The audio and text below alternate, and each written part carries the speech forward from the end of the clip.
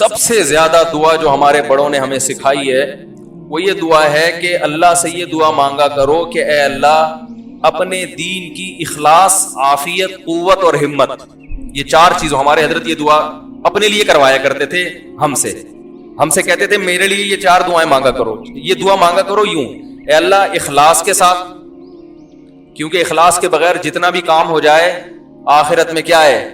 Zero. اخلاص کے ساتھ، قوت کے ساتھ، یعنی ایسا نہ ڈھیلے ڈھیلے طریقے سے کام ہو، کام کیا ہو؟ طاقت ہو اس کام میں، ہمت ہو، سستی نہ ہو۔ اخلاص، عافیت اور عافیت، عافیت کا مطلب فتنوں سے بچا کے رکھے اللہ تعالیٰ، بعض دفعہ کاموں کے سائیڈ ایفیکٹ بہت زیادہ ہو جاتے ہیں، تو اخلاص، عافیت، قوت، ہمت کے ساتھ اللہ دین کا بہت زیادہ کام لے لے۔ پہلے ایک شاگرد نے حضرت کو کہا میں اپنے لیے دعا مانگتا ہوں اے اللہ مجھ سے دین کا سب سے زیادہ کام لے، تو حضرت نے فرمایا یہ آپ اپنے لیے دعا مانگ رہے ہو، دوسروں کے لیے بد دعا، یعنی دوسرے علماء آپ سے کم کام لیں، ٹھیک ہے نا، تو الفاظ یہ مناسب نہیں ہے، تو یوں دعا مانگا کرو کہ اللہ اخلاص، عافیت، قوت، ہمت کے ساتھ دین کا بہت زیادہ کام لے لے۔ سمجھ میں نہیں آ رہی میرے خیال ہے، تو سب سے زیادہ کے بجائے کیا کہنا چاہیے؟ بہت زیادہ کام لے لے، اور ایسا کام لے، پھر اگلی دعا کے الفاظ کیا ہیں کہ ان کاموں کو میرے لیے، میرے والدین کے لیے، میرے اکابر اور اساتذہ کے لیے، قیامت تک کے لیے صدقہ جاریہ بنا دے، یعنی کام ایسا ہو کہ اس کا اثر قیامت تک جاری رہے۔ جیسے ہمارے شیخ مفتی رشید احمد صاحب کے لیے ہم یہ دعا ان کی زندگی بھی مانگا کرتے تھے اب بھی، تو انہوں نے ایسے کام چھوڑے، ایسے بندے تیار کیے اور ایسے ادارے کہ ہمیں اللہ کی رحمت سے امید ہے کہ وہ ادارے قیامت تک افراد پیدا کرتے رہیں گے جو ہمارے شیخ کے لیے صدقہ جاریہ بنے گا، حضرت کے والدین کے لیے بھی، کیونکہ حضرت کو مدرسے میں ڈالنے والے، تربیت کرنے والے ان کے والدین تھے نا، تو یہ جو پودا لگایا یہ تو والدین نے لگایا نا، اور حضرت کے اساتذہ جنہوں نے ان پر محنت کر کے ان کو حضرت بنایا، تو ان سب کا حصہ ہے نا اس میں۔ تو ہم تو دیکھتے ہیں کہ حضرت کے حق میں یہ دعا الحمدللہ قبول ہوتی ہوئی نظر آ رہی ہے، تو ہم اپنے لیے بھی اور آپ سے بھی کہتے ہیں بھائی کوئی بھی عمرہ کرنے جاتا ہے، حج کرنے جاتا ہے، مفتی صاحب آپ کے لیے کیا دعا کروں؟ میں کہتا ہوں وہ 4 شادیاں میں مذاق کر رہا ہوتا ہوں کہ میری 4تھی شادی دنیا کی سب سے بڑی تمنا ہے، وہ مذاق ہے، اس میں بھی لوگوں نے کلپ بنا کے نا اس کا بھی مذاق بنا لیا ہے، تمنا تو ہے، وہ تو اتنا بھی مذاق نہیں ہے کہ اس کی کوئی ویلیو نہیں ہے، ایسا نہ آپ سیریس ہو جائیں، تو لیکن وہ کوئی اتنا اہم مسئلہ نہیں ہے۔ اصل مسئلہ میرا جو ہماری جو کوئی حج پہ جاتا ہے، عمرے پہ جاتا ہے، مفتی صاحب دعا کریں، دعا کیا کرنی ہے آپ کے لیے، تو میں اسے ایک دعا کا کہتا ہوں بھائی میرے لیے دعا کرو، اللہ مجھ سے اخلاص کے ساتھ، عافیت، قوت اور ہمت کے ساتھ اپنی مرضی کے مطابق، یہ میں کہنا بھول گیا تھا، دین کا خوب کام لے لے، اور اس کام کو میرے لیے، میرے والدین کے لیے اور میرے جو مشائخ اور اساتذہ ہیں ان کے لیے اللہ قیامت تک کے لیے اسے صدقہ جاری۔ یہ اگر دعا قبول ہو گئی تو ہٹو بچوں ہو گیا کام، تو کیا ہو گیا بھائی؟ ہماری زندگی کا مقصد کیا ہو گیا؟ حاصل ہو گیا۔ اور یہ دعا قبول نہیں ہوئی تو بھائی پیسہ تو زرداری سے زیادہ ہم کما نہیں سکتے، کیا خیال ہے؟ حکومت زرداری سے بہتر، ہماری 5 سال ایسے صدر بنے حضرت کہ کوئی خطرہ نہیں تھا، ورنہ جو بھی بنا ہے دوسرے نے ٹانگیں کھینچنے کی کوشش کی۔ 5 سال پاکستان کے پہلے کامیاب صدر اور شاید آخری بھی ہوں، کیا خیال ہے؟ اللہ نے پیسہ بھی دیا اور اللہ نے حکومت بھی ٹائٹ دی۔ چلو زرداری صاحب کو چھوڑو، آپ آ جاؤ قارون کی طرف، قارون سے زیادہ ہم پیسہ نہیں کما سکتے، فرعون سے طاقتور حکومت ہم بنا نہیں سکتے، تو آپ میرے لیے اگر دعا مانگ لیں گے اللہ مفتی صاحب کو اتنا پیسہ جتنا قارون کو ملا، تو قارون ہنسے گا میں نے کیا کر لیا اس پیسے سے، میں مر گیا، تم بھی کیا ہوگا مفتی صاحب پتلی گلی سے نکل لو گے، ٹھیک ہے نا؟ تو قارون کو نہ ہنسائیں۔ اور اگر ہم آپ سے یہ کہیں یار دعا کرو مفتی صاحب کہ مفتی صاحب کو ایسی حکومت مل جائے، لوگ کہتے ہیں نا صاحب آپ کا یہ فائدہ ہوا تو کیا چاہیے؟ میں کہتا ہوں وہ دعا چاہیے۔ اب میں دعا کے بولوں یار ایسی دعا کرو کہ فرعون جیسی حکومت مل جائے، اتنی پاورفل، تو فرعون ہنسے گا ابے مجھے مل گئی، وہ حکومت ہی میرے گلے پڑ گئی تھی، نہ ملتی تو شاید جنت میں چلا جاتا۔ تو بھائی نہ حکومت مقصد ہے نہ دولت، مقصد نہیں ہونا چاہیے۔ یہ میں اس لیے بتا رہا ہوں آپ یہ جذبہ پیدا کریں اپنے اندر، اپنے لیے بھی دعا مانگا کریں اور اپنی اولادوں کو بھی اس راستے پہ ڈالیں۔ بیٹا دین کا کام، اگر تم سے اللہ نے دین کا کام لے لیا تو کامیاب ہو، نہیں لیا بھاڑ میں جائیے، دولت بھاڑ میں جائیے۔ تھوڑا سا آج اسٹائل ہمارا چینج ہے، وہ اس آدمی پہ غصہ آ گیا نا, مٹھائی کے ڈبے کے پیسے مانگ رہا تھا, اس کی وجہ سے اب میرا پورا اسٹائل ہی چینج ہو گیا ہے. بھائی اس کا رشتہ تو نہیں کرایا مٹھائی کے ڈبے والا, وہ بیٹھے ہوئے عارف صاحب, ان کو رشتوں کا کام دیا ہوا ہے, فرشتے جیسے ہیں, رشتوں کا کام ان کو اسی لیے دیا. یہ میرے بچپن کے دوست ہیں, لنگوٹی یار, اور میرے بہنوئی بھی ہیں, اور ہمارے یعنی 8ویں کلاس سے ہم ایک ہی ڈیسک پہ بیٹھے بیٹھے پڑھتے پڑھتے کالج, اور پھر وہ بہت, تو انہوں نے بتایا, وہ کہہ رہے ہیں مٹھائی کا ڈبہ, وہ کہہ رہے ہیں تم دو گی یا میں دوں گا, وہ خاتون سے کہہ رہا تھا. میں نے کہا یہ رشتہ ختم کروا بھائی, میں تجھے چھوڑوں گا نہیں اگر تم نے یہ شادی کروا دی. وہ مرے بیچارے, وہ ٹینشن میں آ جائے گی عورت بعد میں, پھر ہر دفعہ پوچھے گا بیگم ناشتے کے لیے 2 انڈے لے آؤں, اس دفعہ 2 انڈے میں لے کر آؤں یا آپ نے منگوانے, پھر وہ ہر دفعہ یہی ہوگا مصیبت. جب ذمہ داری نہیں اٹھا رہا تو بھائی تو کس کرنے کیا رہے تھے. تو ہاں, تو دیکھو یہ دعا مانگا کرو اللہ تعالیٰ سے, اے اللہ دین کا کام. دیکھو جو چیز سب سے قیمتی ہوتی ہے نا, وہ سب سے محبوب کو وہ چیز دی جاتی ہے نا. ارے آپ اگر گفٹ دینا چاہتے ہو تو سب سے قیمتی گفٹ اپنے سب سے محبوب دوست کو دو گے. تو یہ جو دنیا جب اللہ نے بنائی اور انسانوں کو بھیجنا شروع کیا, آدم علیہ السلام سے لے کے قیامت تک آخری جو انسان آئے گا, کسی کو اللہ نے حسن و جمال دیا, کسی کو اللہ نے صحت دی. قوم عاد اور قوم سمود کو صحتیں بڑی, کھجور کے تنوں جیسے تو ان کے قد ہوا کرتے تھے. کسی کو اللہ نے بے تحاشا دولت دے دی. لیکن اللہ کے جو سب سے محبوب لوگ ہوتے ہیں وہ پیغمبر ہوتے ہیں. پیغمبروں کو اللہ نے کہا آپ کو میں اپنا پیغام لوگوں تک پہنچانے کے لیے سلیکٹ کر رہا ہوں. آپ کی بیسک ذمہ داری کیا ہے؟ کیا آپ میرا پیغام لوگوں تک, بولو نا بھائی, پہنچائیں گے. اور اس میں آپ جو پیغام پہنچائیں گے, اس میں پیغام پہنچانا بھی آپ کی ذمہ داری, اس پیغام پہنچا کے اس پہ موٹیویٹ کرنا کہ اس پیغام کو قبول کرنے کے لیے لوگ تیار ہوں عملاً, یہ بھی کس کی ذمہ داری؟ بولو نا, آپ کی.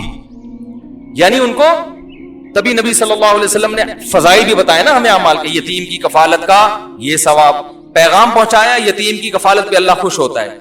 موٹیویٹ کیا مختلف طریقوں سے, خود یتیم کو پالا آپ صلی اللہ علیہ وسلم نے, بیوہ عورت سے نکاح کر کے یتیم بچے پالے. یہ کیا کر رہے ہیں؟ موٹیویٹ کر رہے ہیں, اور وعیدیں سنا رہے ہیں کہ یہ عذاب ہے اور یہ ثواب ہے. تو یعنی عمل پہ ابھارنا بھی پیغمبر کی ذمہ داری. اور تیسری ذمہ داری قانون بتانا کہ یہ حلال ہے اور یہ حرام. تو علماء کی 3 ہی ذمہ داریاں ہوتی ہیں. اللہ کا قانون, بیسک تو 2 بنتی ہیں, اللہ کا قانون بتانا کہ یہ حلال ہے یہ حرام, اور اس قانون پہ کیا کرنا؟ موٹیویٹ کرنا.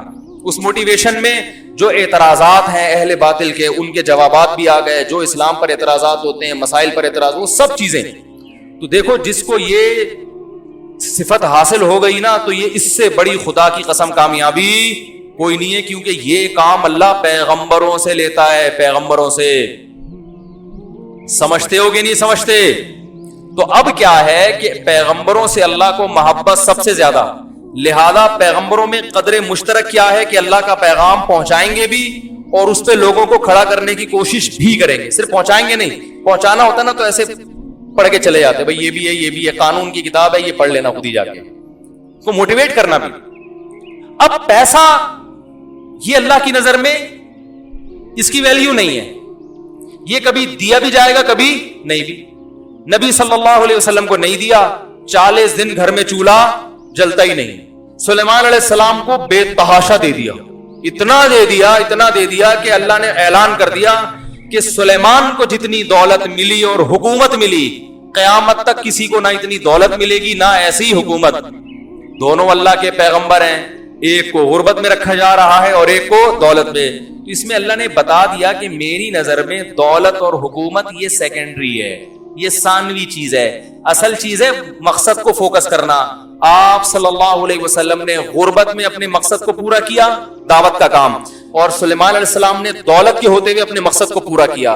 ان کے بارے میں بھی اللہ نے فرمایا نعم العبد, کیا خوب بندہ تھا سلیمان, حالانکہ بادشاہت بھی تھی اور ایسا جاہو جلال, لباس شاہانہ, تاج شاہانہ, تخت ایسا شاہی تھا نا سلیمان علیہ السلام کا کہ ہم اور آپ ہوتے اور سلیمان علیہ السلام کا تخت دیکھتے تو ہم بولتے کہ یہ جیسے آج کچھ اچھی گاڑی میں لوگ علماء کو دیکھیں نا تو کہتے ہیں فضول خرچی ہے.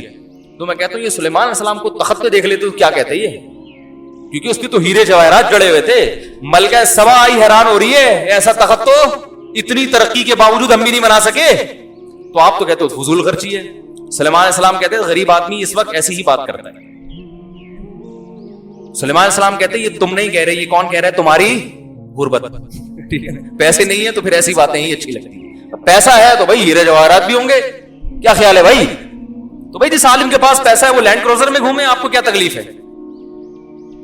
नहीं है तो रक्शे में जाए, चिंची में जाए, तो भी कोई एतराज नहीं है। हमारे नबी सल्लल्लाहु अलैहि वसल्लम ने गधे पे सवारी फरमाई है। सुलेमान अलैहिस्सलाम हवाओं पे, आलीशान तख्त पे, तो ना वो अमल बुरा ना ये अमल बुरा। उनके पास पैसा था, उन्होंने आलीशान तख्तों पे सफर किया। हमारे नबी को अल्लाह ने खुद, आपने गुर्बत मांगी, मुझे नहीं पैसा चाहिए, मुझे गुर्बत चाहिए, तो अल्लाह ने कहा ठीक है आप। तो अल्लाह की नजर में इसकी वैल्यू ना गुर्बत की ना दौलत की वैल्यू नहीं। ये तो सब उनसे भी छिन गई सुलेमान अलैहिस्सलाम से। क्या ख्याल है भाई? और हमारे नबी उसी गुर्बत में दुनिया से चले गए। मकसद सुलेमान अलैहिस्सलाम ने भी पूरा किया जो आपको दिया था। वो क्या था? रिसालत, अल्लाह का पैगाम लोगों तक पहुंचाना। ऐसा खानदानी तरीके से पहुंचाया ना सुलेमान अलैहिस्सलाम ने, क्योंकि वसाइल जब बहुत ज्यादा थे ना तो दावत का स्टाइल ही चेंज हो गया था सुलेमान अलैहिस्सलाम। देखो जब आपके पास पावर ज्यादा होती है तो दावत का अंदाज उसी पावर के हिसाब से होता है भाई। हमारे नबी सल्लल्लाहु अलैहि वसल्लम हिकमत मसलहत से चल रहे हैं, क्योंकि वसाइल कम है। सुलह हुदैबिया में आप सल्लल्लाहु अलैहि वसल्लम गैर मुस्लिमों की शराइत तस्लीम कर रहे हैं कि भाई वसाइल कम है, फिलहाल जंग को क्या करो, टालो। सुलेमान अलैहिस्सलाम को अल्लाह ने वसाइल बहुत ज्यादा दिए। मकसद दोनों का एक है, ये बताया जा रहा है कि विजन चेंज नहीं होगा, जो विजन तक पहुंचने के जराए हैं वो चेंज हो सकते हैं, वो हर जमाने में चेंज होंगे।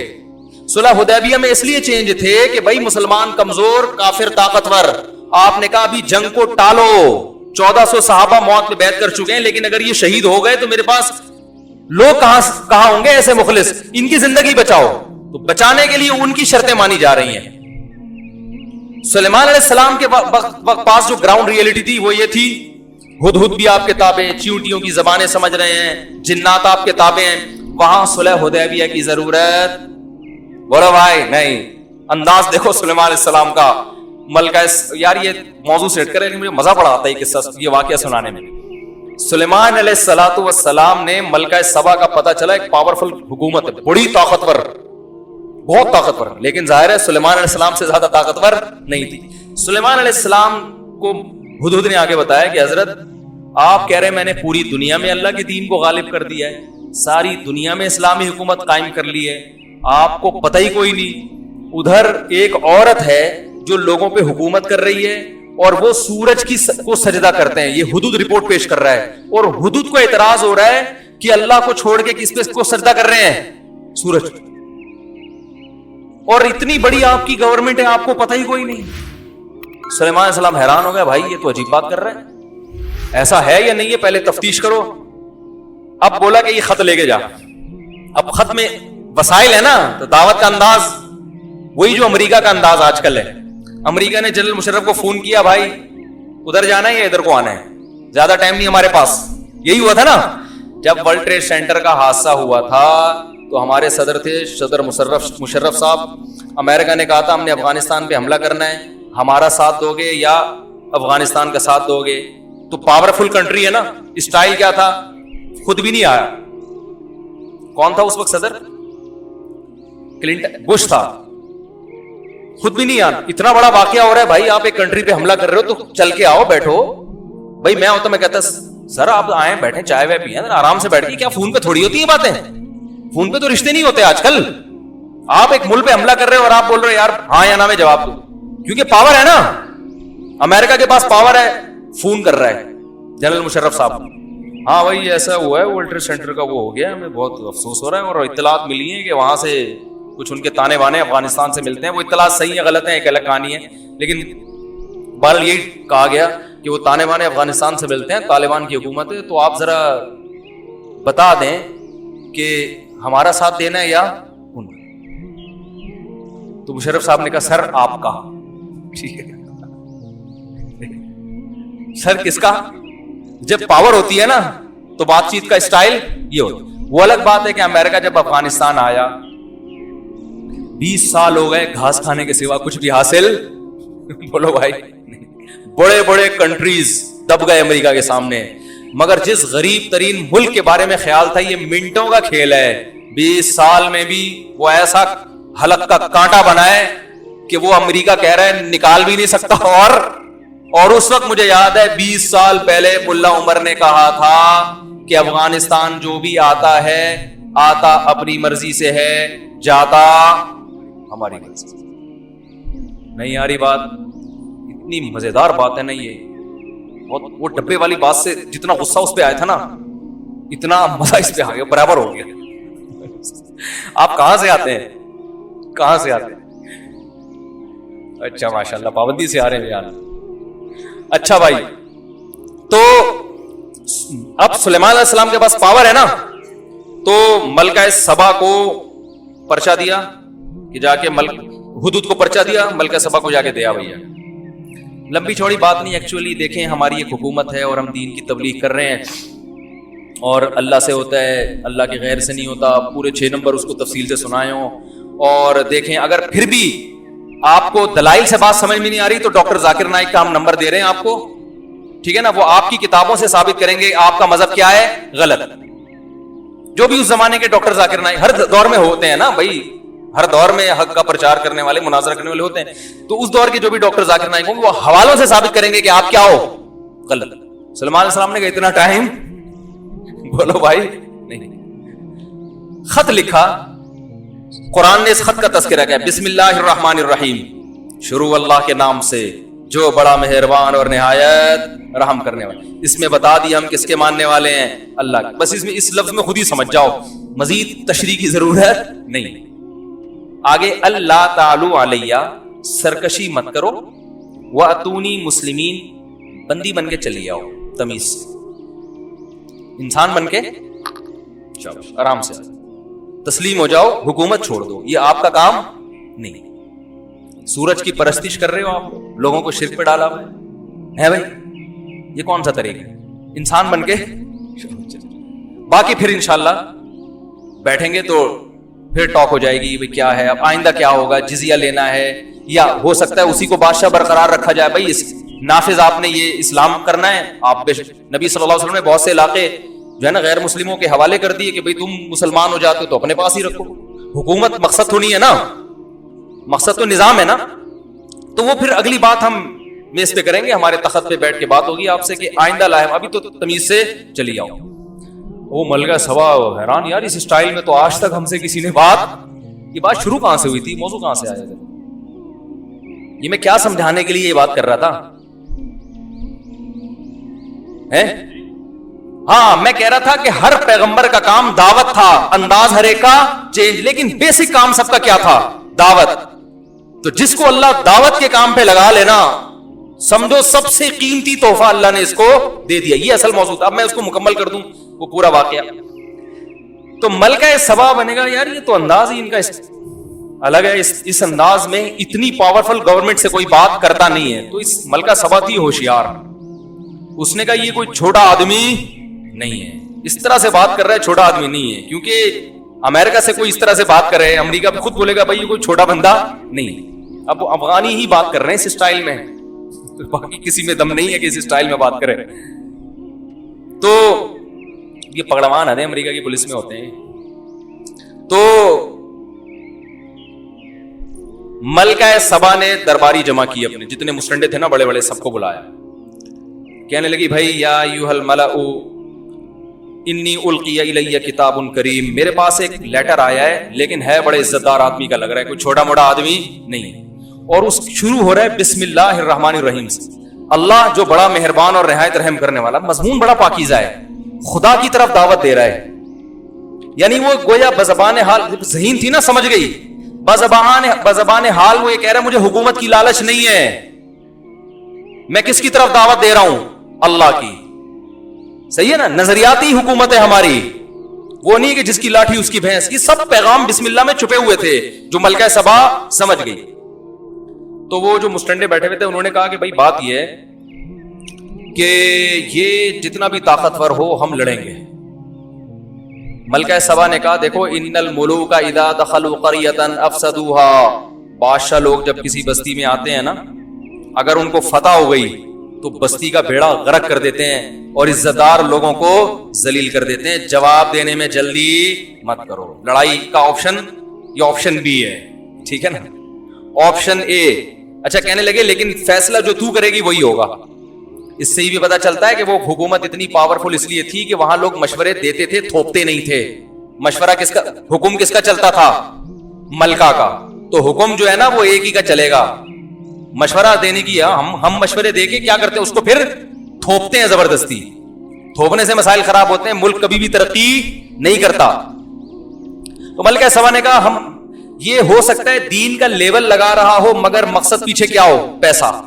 جیسے وہ بسوں میں چڑھتے ہیں نا، پہلے نماز روزے کی ترغیب دے گا، نماز پڑھیے اس سے پہلے کہ آپ کی نماز پڑھی جائے اور یہ ہے، اور دیکھو پھر 5 روپے بھی یہ چونن کتنے کا ہے، گلے کو صاف کرتے ہیں ہاضمہ. میں نے خود دیکھا ہے، بہت دفعہ ہوتا ہے.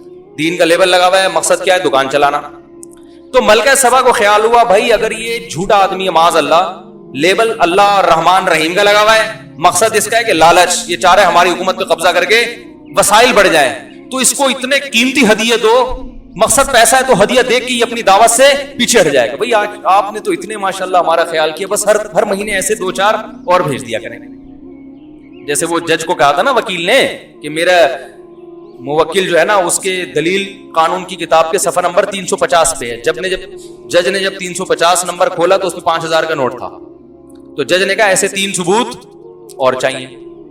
تو ملکہ نے کہا کہ میں ہدیہ بھیجوں گی اگر یہ شخص لالچی ہے، ویژنری نہیں ہے، نظریاتی نہیں ہے، صرف دین اور اللہ رحمان رحیم کا لیبل لگایا ہوا ہے، تو پھر یہ کیا کرے گا، کہے گا ایسے 3 ثبوت اور چاہیے، ایسے 3 ہدیے اور چاہیے. تو ملکہ سبا نے خاندانی قسم کے ہدیے بھیجے. اس زمانے کے جو ہیرے جواہرات جو کوئی دیکھ کے آنکھیں کسی کی کھلی رہ جائیں، ملکہ سبا نے بھیجے. بولے پہلے چیک کرو. سلیمان علیہ السلام کے پاس جیسے ہی ہدیے لے کے آیا نا، سلیمان علیہ السلام نے کہا اتمدوننی بمال، پیسوں کی لالچ دے رہے ہو ہیں. اور جا کے اس قاصد کو بولا کہ ملکہ کو جا کے بول خدا نے جو مجھے وسائل دیے ہیں تو نے خواب میں بھی وہ نہیں دیکھے ہوں گے. ارجع الیہم، چلو پتلی گلی سے نکل. پہلا لیٹر گیا تھا انسان بن کے چلی آؤ. دوسرا لیٹر جا رہا ہے فلناتینہم بجنود لا قبل لہم بہا، کہ اب اگر نہیں آئی تو اب لیٹر نہیں آئے گا، ایسا لشکر آئے گا کہ وہ پیچھے مڑنا نہیں جانتا. لشکر آئے گا. ملکہ سبا نے کہا بھائی یہ کوئی اور کہانی. تو آ گئی انسان بن کے ٹھیک ہے. تو اب اس سے ہمیں یہ بھی سبق ملتا ہے کہ دعوت کا کوئی ایک طریقہ اسلام میں متعین نہیں. گراؤنڈ ریئلٹی، اپنے وسائل، سامنے والے کی حالت، ہر لحاظ سے ہر آدمی کے لیے دعوت دینے کا طریقہ مختلف ہے. مولانا طارق جمیل صاحب دامت برکاتہم جب گئے نا، وہ ٹی وی فلم ایکٹر کو دعوت دینے کے لیے گئے، دعوت دینے تھے، 2 گھنٹہ میٹنگ میں کوئی دین کی بات ہی نہیں کی. لوگ کہہ سکتے ہیں کہ یار یہ کیا، گئے دعوت دینے کے لیے اور بات دین کی نہیں. طریقہ ہے، سمجھ رہے ہیں؟ آپ کو پتا ہے اگلے کا ظرف ابھی اتنا نہیں ہے کہ وہ دین کی بات سن لے گا، تو اس میں بس بیٹھ کے گپ شپ لگا کے آ جاؤ، تھوڑی محبت پیدا کر لو، انسیت پیدا کر لو. تو ہر شخص کے لیے، ہر ایک کے لیے الگ ہے یہ. تو اب کیا ہے، لیکن کام اللہ کی نظر میں سب سے خاندانی کیا ہے؟ دعوت. تبھی قرآن کہتا ہے کہ اے نبی، آپ نبی صلی اللہ علیہ وسلم جب دعوت دیتے تھے نا، مخالفت بہت ہوتی تھی. تو پہلے کبھی دھمکیاں دی قتل کی، پھر لالچ دی. ایک دفعہ تو لالچ دینے پہ یہاں تک آئے کہنے لگے اے محمد صلی اللہ علیہ وسلم، اگر آپ چاہتے ہو کہ عرب کی خوبصورت ترین عورتوں سے آپ کا نکاح کرا دیں، ہم عرب کی خوبصورت ترین عورتوں سے آپ کا نکاح کرا دیں گے، آپ کے پاؤں میں سونے اور چاندی کے انبار لگا دیں گے، آپ اپنی دعوت سے باز آ جاؤ. تو نبی صلی اللہ علیہ وسلم نے کیا فرمایا تھا؟ اگر میرے ایک ہاتھ میں چاند اور ایک ہاتھ میں سورج رکھ دیں پھر بھی نہیں آؤں گا. ٹھیک ہے نا؟ کیونکہ مجھے پیسے کمانے کے لیے تھوڑی بھیجا گیا ہے. جو مقصد ہے اس پہ کمپرومائز نہیں ہوگا، مقصد پہ کمپرومائز نہیں ہوگا. تو یہ ہے قیمتی چیز جو اللہ پیغمبروں کو دیتا ہے. بھائی مقصد لوگوں کو اللہ کی طرف بلانا، دین کا کام کرنا ہے. تو میں یہ جو اتنی تقریر کر رہا ہوں نا، یہ سمجھانے کے لیے کہ اس قیمتی چیز کو اللہ سے مانگا کریں کہ اللہ ہمیں بھی اس میں کچھ حصہ عطا فرما, دین کا کام لے لے. آپ سے اگر عمر گزر گئی ہے, اولاد کے لیے دعا کریں. کسی بچے کو تو عالم بناؤ یار, سارے ہی کما رہے ہیں. میرے شیخ حضرت مفتی رشید احمد صاحب رحمہ اللہ, پہلے میں یہ موضوع مکمل کروں ذرا, کیا تک بات پہنچی تھی کہ آپ صلی اللہ علیہ وسلم کو انہوں نے یہ سارے آپشن دیے, تو اللہ کے کو قرآن میں اللہ نے اپنے نبی کو کہا کہ آپ ان سے کہہ دیجئے قل ہذہ سبیلی, اے نبی آپ ان سے کہہ دیجئے یہ ہے میرا راستہ, ادعو, وہ کیا ہے, قل ہذہ سبیلی ادعو الی اللہ, میں لوگوں کو اللہ کی طرف بلاتا ہوں, میرا کام یہی ہے, تو میرا تو بیسک کام ہی یہی ہے, تو میں اپنا کام ہی چھوڑ دوں گا, تو پھر میرے آنے کا مقصد کیا؟ میرا کام پیسے کمانا نہیں ہے, عرب کی خوبصورت ترین عورتوں سے شادیاں کرنا, یہ سب کام ہے, ضمناً ہوں گے, نبی نے نکاح بھی کیے, ان میں خوبصورت سے بھی کیے, سرداروں کی بیٹیوں سے بھی کیے, بیوہ سے بھی کیے, کنواری سے بھی کیے, یہ اصل مقصد نہیں تھا, اس لیے ہم بھی کرتے ہیں, لیکن ہمارا اصل مقصد شادیاں نہیں ہے. سمجھ میں آ رہی؟ نہیں آ رہی سمجھ میں؟ لوگ سمجھتے ہیں وہ سب پیدا ہی دنیا میں شادیاں کرنے کے لیے ہوں, تو یہ اصل نہیں ہے, اصل تو دین کا کام ہے بھائی, اللہ ہم سے وہ لے لے اور یہ جذبہ پیدا کر دے ہمارے میں, باقی وہ بھی ہوتا رہے گا, آپ کے کہنے سے میں رکوں گا تھوڑی, وہ بھی ہوتا رہے گا دوسرا والا کام. تو اب کیا ہے, ہذہ سبیلی ادعو الی اللہ, کیا زبردست آیت ہے, اے نبی آپ ان سے کہہ دیجئے یہ ہے, ہذا اشارہ کر کے یہ ہے میرا راستہ, واضح بتا رہا ہوں, یہ سامنے, ادعو الی اللہ, میں لوگوں کو اللہ کی طرف بلاتا ہوں, علی بصیرۃ, مکمل بصیرت کے ساتھ, مکمل کانفیڈنس کے ساتھ, یعنی مجھے اس میں تردد نہیں ہے. بعض دفعہ ایک آدمی کسی چیز کی طرف بلا رہا ہوتا ہے, خود اسے شک ہوتا ہے پتہ نہیں میں صحیح بھی ہوں کہ نہیں ہوں, تو میں پورے کانفیڈنس کے ساتھ, علی بصیرت, مجھے اپنے برحق ہونے کا 100% یقین ہے, انا, میرا بھی یہ کام, ومن اتبعنی, اور جو مجھے فالو کرتے ہیں ان کا بھی یہ کام. تو بھائی آپ لوگ نبی کو فالو کرتے ہیں, ہم سب فالو کرتے ہیں کہ نہیں کرتے؟ اس سے پتہ ہے ہمارا بھی بیسک کام کیا ہے, دعوت ہے بھائی, دین خود بھی چلنا دوسروں کو بھی چلانا. تو یہ کام تو ہم, کسی سے آپ پوچھو تمہارا اصل کام کیا ہے, کہہ رہے اصل میں تو میں گولے گنڈے کی ریڈی لگاتا ہوں, اصل میرا تو یہ کام ہے, باپ دادا سے یہ چلا آ رہا ہے, اور کیا, ہاں کبھی کبھار سیروزہ بھی لگا لیتا ہوں, دعوت کے کام پہ بھی چلا جاتا ہوں. آپ اصل میں کیا, اصل میں تو میں ڈاکٹر ہوں, لوگوں کا علاج یہ میرا اصل کام ہے. اور وہ علاج کیوں کرتے ہو بھائی؟ وہ بھی دین کے لیے نہیں, پیسے کمانے کے لیے. اصل تو میرا بزنس یہ ہے. باقی کیا ہے؟ باقی ہے کہ کبھی کبھار اچھی بات بھی لوگوں کو بتا دیتا ہوں, اس سے تھوڑا سا خیر پھیل جاتی ہے معاشرے میں. تو ہمارا اصل کام جو تھا وہ سیکنڈری ہو گیا, وہ دوسری سم میں ہے. پہلی سم جو ہے نا ہماری, جس پہ 4G چلتا ہے, وہ کیا ہے؟ وہ اپنا پیشہ ہے بھائی. پیشے کو سیکنڈری کر دو اور دعوت کو کیا کر دو اصل. اس کے لیے پیشہ چھوڑنے کی ضرورت نہیں ہے, اسی میں ہی دعوت کا کام کر لو, اس کے علاوہ بھی کرو سیکھنے کے لیے. اور اسی میں بھی ایسے لوگ ہیں, میں نے دیکھا ہسپتالوں میں بڑے ڈاکٹر ہیں, وہی ماشاءاللہ اتنا کام کیا, سارے ڈاکٹروں کو جماعت کی نماز کا پابند بنا دیا انہوں نے. ادھر دیوان تجارت میں ایک ڈاکٹر صاحب, 1 سال پہلے کی بات ہے, ہاسپٹل ہے وہاں باجماعت نماز ڈاکٹروں کی ہو رہی ہے. میں نے کہا اتنے نیک ڈاکٹر تو پہلی دفعہ دیکھے, سارے ڈاکٹر. انہوں نے کہا یہ سینئر ڈاکٹر کی محنت کا اثر ہے, سینئر کی بات سنی جاتی ہے نا, تو ہر جگہ کام ہو سکتا ہے. تو اصل کام یہ ہے.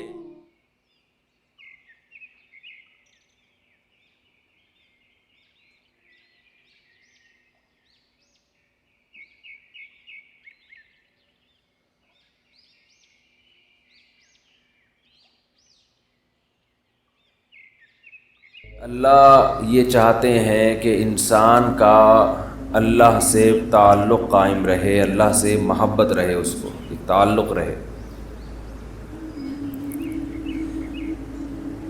اس تعلق کو برقرار رکھنے کے لیے, تعلق کو جوڑنے کے لیے اللہ نے بہت سارے احکام دیے.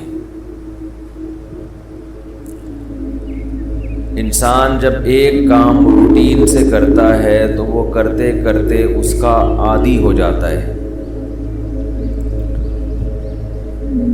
پھر وہ بھول جاتا ہے کہ میں یہ کام کر کیوں رہا تھا, اس کا مقصد کیا تھا.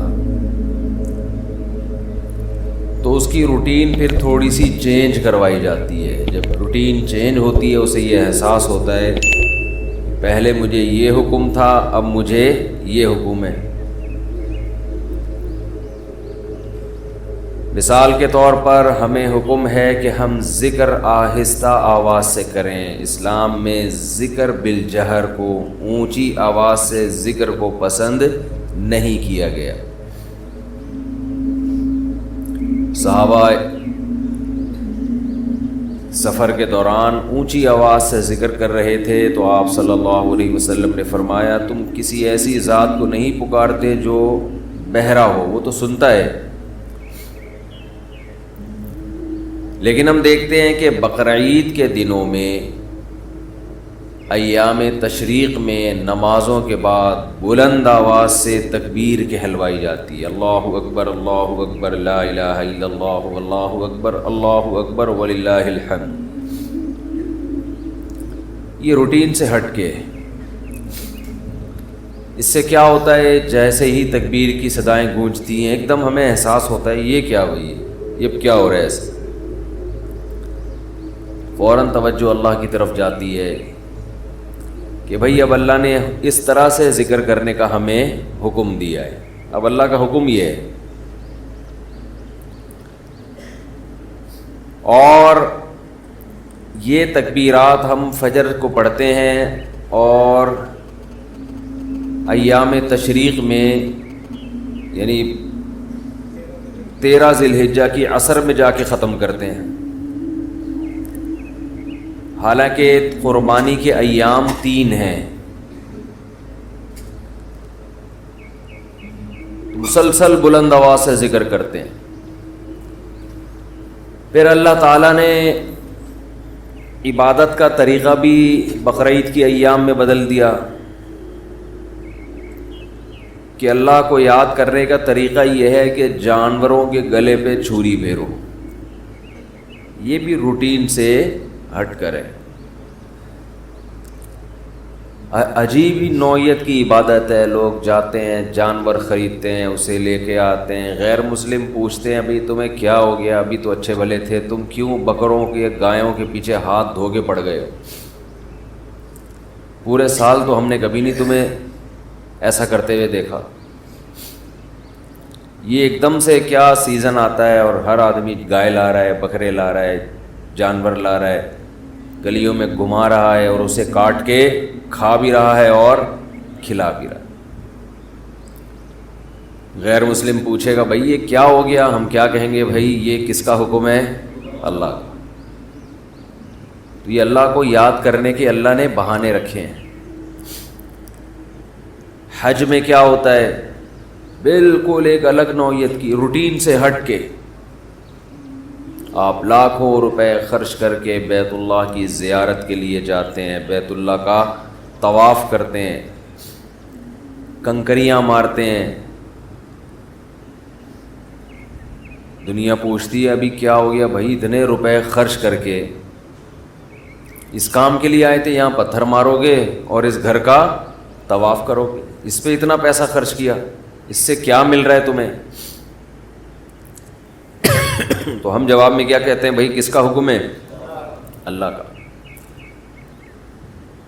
رمضان میں ایسے ہی ہوتا ہے، پورے سال ہماری ایک روٹین چلتی ہے، صبح اٹھیں گے، ناشتہ کریں گے، آفس جائیں گے، دوپہر کا کھانا کھائیں گے، پھر کچھ لوگ تھوڑی دیر آرام کرتے ہیں، کچھ نہیں کرتے، پھر چائے کا ٹائم ہے، پھر پان کا ٹائم ہے، پھر گٹکے کا، نسوار کا، سارا دن منہ چلتا ہی رہتا ہے۔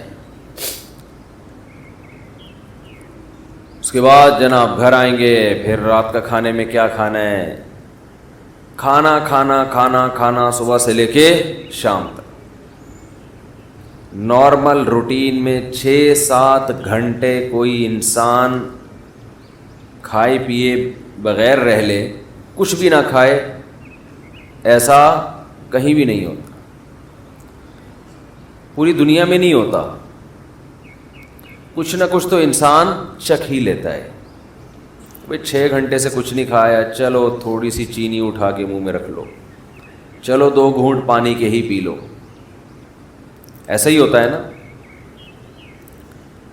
چلو بھائی 2 نوالے، چلو دودھ کے دیگچی سے ڈھکن ہٹا کے 1 چمچ ملائی چاٹ لو۔ ہر آدمی کے الگ طریقے، کچھ بھی نہیں یار آدھا کپ چائے پی لو، صبح سے چائے نہیں پی. لوگ کہہ رہے ہوتے ہیں نا, لیکن رمضان میں کیسی اللہ تعالیٰ روٹین چینج کراتے ہیں. ایک دم عالم اسلام میں ایک تہلکہ مچتا ہے. سحری تقریباً صبح 5 بجے بند ہو رہی ہے, تقریباً, اوپر نیچے. ایسا نہ ہو آپ ساری دنیا میں 5 بجے تک کھاتے رہیں بیٹھ کے, مثال دے رہا ہوں. تو 5 بجے کے بعد 6, 7, 8, 9, 10, 11, دوپہر 11 بجے 6 گھنٹے ہو گئے, آپ نے نہ کچھ کھایا اور نہ پیا. چلو 6 گھنٹے, 12, 1 بج گیا اور 8 گھنٹے ہو گئے. نارمل دنوں میں ایسا نہیں ہوتا کہ 8 گھنٹے تک ایک نوالا بھی آپ نہ چکھیں. کوئی غیر مسلم آپ کے ساتھ ہو تو وہ کہے گا شاید اب کھا لے گا کچھ. 8 گھنٹے, 1 بجے تک کتنا ٹائم ہوتا ہے؟ 8 گھنٹے. شاید اب کچھ 2 نوالے کھا لے. پھر وہ آپ کو دیکھ رہا ہے, بھائی ابھی بھی نہیں کھا رہا ہے. ویسے تو جائیدادیں کھا جاتا تھا ہے بھائی, جو چیز کھانے کی نہیں بھی ہوتی تھی وہ بھی کھاتا تھا. اور اب پتہ نہیں کیا ہو گیا اس کو. 1 بجے کے بعد پھر 2 بجے, 3, 4, شام 5 بج گئے اور 12 گھنٹے ہو گئے. وہ حیران ہوگا یار ابھی بھی نہیں کھایا اس نے. پھر 6 بجے, پھر 7 جب بجے ہیں تو 14 گھنٹے ہو گئے. ہو سکتا ہے کوئی غیر مسلم آپ کے ساتھ ہو, دیکھے کہ بھئی آج شاید اس کو کھانا نہ ملا ہو. 1 دن برداشت کر لیا اس نے, 14 گھنٹے تک نہ کھایا اور نہ پیا. شاید کچھ شوگر لیول کم کرنا چاہتا ہو. یہ کسی ڈاکٹر نے مشورہ دیا ہو کہ آج تمہاری آنتوں میں کوئی سوزش ہے, کوئی پرابلم ہے, تو 14 گھنٹے تک مت کھاؤ. اس کے بعد آپ نے کھایا, وہ الگ بات ہے. پھر ایسا کھایا کہ پولیس بھی آپ کو نہیں روک سکی. پھر کیا ہوا ہے کہ آپ سارا دن آپ نے روزہ رکھا. اس کے بعد غیر مسلم دیکھے گا کہ شاید اب ان کے مذہب میں نماز کی آج چھٹی ہوگی, کیونکہ انہوں نے نماز سے بڑھ کر محنت والا کام کر لیا ہے. لیکن وہ دیکھتا ہے کہ اب یہ عشاء کے بعد اور مزید لمبی لمبی رکعتیں پڑھنا شروع کرتے ہیں, جو پورے سال میں یہ عمل نہیں ہوتا. اِنَّهُ يَرَاكَ حِينَ تَقُومُ وَتَقَلُّبَكَ فِي السَّاجِدِينَ. اے نبی, جب آپ نماز کے لیے کھڑے ہوتے ہیں وہ اللہ آپ کو دیکھتا ہے, اور سجدہ کرنے والوں کے ساتھ الٹتا پلٹتا بھی آپ کو دیکھتا ہے اللہ. تراویح میں کیسے رکوع میں جا رہے ہیں, پھر قومہ میں جا رہے ہیں, پھر سجدے میں گر رہے ہیں, پھر سجدے سے بیٹھ رہے ہیں, پھر دوبارہ سجدے میں جا رہے ہیں, پھر کھڑے ہو رہے ہیں, پھر دوبارہ رکوع, پھر قومہ, پھر سجدہ, پھر سجدے سے. کوئی کھڑے ہو کر دیکھ رہا ہو جس نے کبھی یہ عبادت نہ دیکھی ہو تو وہ حیران ہوگا نا کہ یہ مسلمان پاگل ہو گئے ہیں, دماغ خراب ہو گیا ہے, ان کو ڈاکٹر نے ایکسرسائز کا کہا ہے, ایک ہی کام کیے چلے جا رہے ہیں, کیے چلے جا رہے ہیں, رکنے کا نام لے ہی نہیں رہے. جس نے کبھی عبادت نہ دیکھی ہو تو حیران ہوگا نا یہ کر کیا رہے ہیں. ایسا تو کسی چرچ میں نہیں ہوتا, ایسا تو کسی مندر میں نہیں ہوتا, ایسا تو کسی یہودیوں کی عبادت گاہ میں نہیں ہوتا. کتنی لمبی لمبی رکعتیں ہوتی ہیں تراویح کی. تو کوئی غیر مسلم دیکھ رہا ہو کہ آج انہوں نے یہ کام کیا 14 گھنٹے, شاید کسی ڈاکٹر نے مشورہ دیا ہو, پھر دیکھتے ہیں اگلے دن پھر اٹھائیے اسی ٹائم پہ ہے بھائی. پھر 4:45, 5 بجے تک کھایا, اس کے بعد پھر کھانے پینے سے رک گئے. اب پھر 6 گھنٹے ہو گئے کچھ نہیں کھا رہے, 7 گھنٹے ہو گئے, اس نے سوچا اب 8ویں پہ شاید کھا دیں. 9 گھنٹے ہو گئے, 10 گھنٹے ہو گئے, 11 گھنٹے ہو گئے, 12 گھنٹے ہو گئے, 13 گھنٹے ہو گئے, 14 گھنٹے کے بعد جا کے پھر کھایا. تو وہ کہے گا یہ باولے ہو گئے ہیں, یہی کہے گا نا, ان کا دماغ کیا ہو گیا ہے یار. ایک دن ڈاکٹر مشورہ دیتا ہے, 2 دن دیتا ہے, پھر وہی تراویح. وہی مریخ سے آیا ہوا تھا نا کوئی, جس کو پتہ نہیں تھا رمضان کا, اگلے دن دیکھا پھر وہی. ویسے تو بڑے بدماش ہیں یہ، ایک نہیں مانتے خدا کی، لیکن اب انہیں پتہ نہیں کیا ہو گیا ہے، پھر تیسرے دن، پھر چوتھے دن، پھر پانچویں دن بھی وہی روٹین، چھٹے دن بھی وہی روٹین۔ اس نے کہا اب یہ نارمل روٹین پہ آئیں گے، کل سے ان کا ناشتہ شروع۔ تو 2 دن نہیں، 3 دن نہیں، 4 دن نہیں، 5 دن، 6 دن، 7ویں دن بھی ویسے ہی، 8ویں دن بھی ویسے ہی، 9ویں دن بھی 10، 11، 12، 13، 14، 15، 16، بالآخر جا کے 29 یا 30 دن تک یہی کرتے رہتے ہیں۔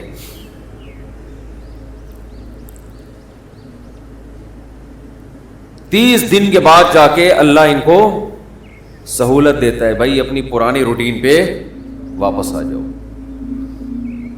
یہ بھی کیا ہے، اللہ اپنے بندوں کو اپنا آپ یاد دلاتا رہتا ہے۔ کوئی ہم سے پوچھے گا تمہیں کیا ہو گیا، اچھے بھلے تم صبح سو کے اٹھتے تھے، ناشتہ کرتے تھے، کوئی صبح صبح نسوار لگا رہا ہے، کوئی صبح صبح پان کی طرف جا رہا ہے، کوئی گٹکے کی طرف جا رہا ہے، کوئی چائے پی رہا ہے، یہ کیا ہو گیا تمہیں؟ تو ہم جواب میں کیا کہتے ہیں، بھائی یہ کیوں کر رہے ہیں ہم، کس کا حکم ہے؟ اللہ کا حکم۔ تو اللہ اپنے آپ کو یاد رکھوانے کے لیے ہم سے یہ کام کرواتا ہے۔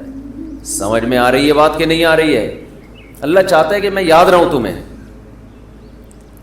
آپ کہہ سکتے ہیں کہ بھئی ہم نماز پڑھتے تھے پورے سال تو اللہ کو یاد رکھتے تھے نا، فجر بھی پڑھ رہے ہیں، ظہر بھی پڑھ رہے ہیں، عصر بھی، تو بس کافی ہے نا۔ کافی اس لیے نہیں ہے کہ یہ چیز نمازی کے لیے ایک روٹین کی چیز بن جاتی ہے، یہ عادت پڑ جاتی ہے، وہ بھول جاتا ہے۔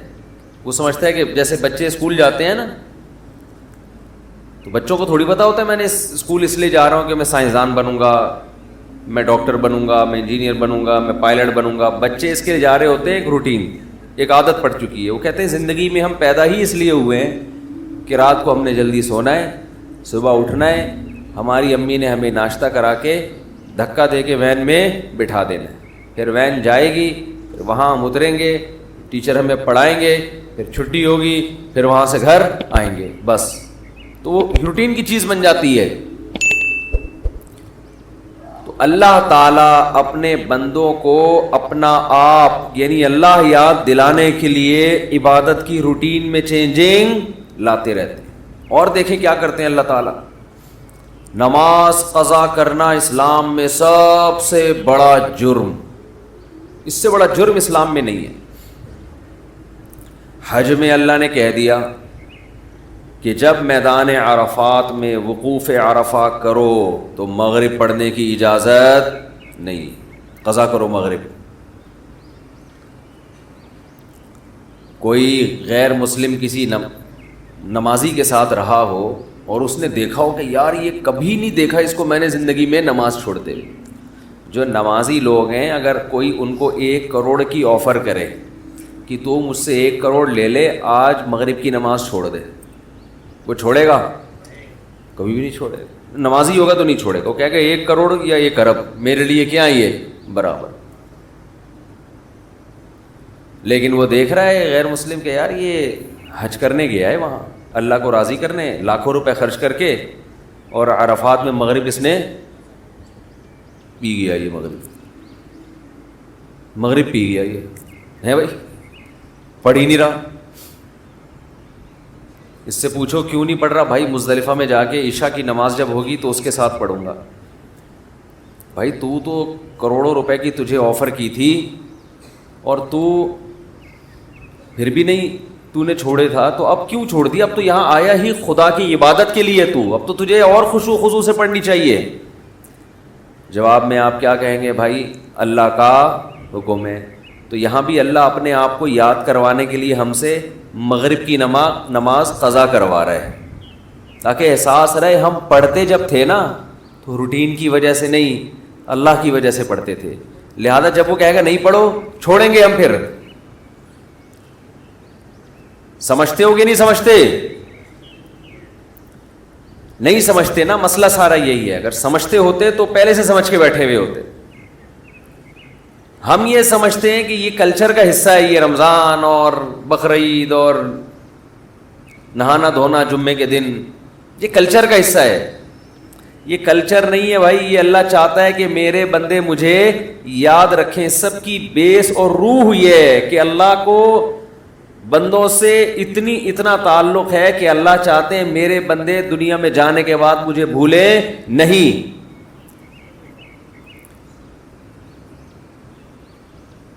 مجھے یاد رکھیں میرے بندے. تو ہر وہ چیز جو آپ کو اللہ یاد کرواتی رہے گی, اللہ کی نظر میں اس چیز کی ویلیو سب سے زیادہ ہے. کون سی چیز ہے جو آپ کو سب سے زیادہ اللہ یاد دلاتی ہے؟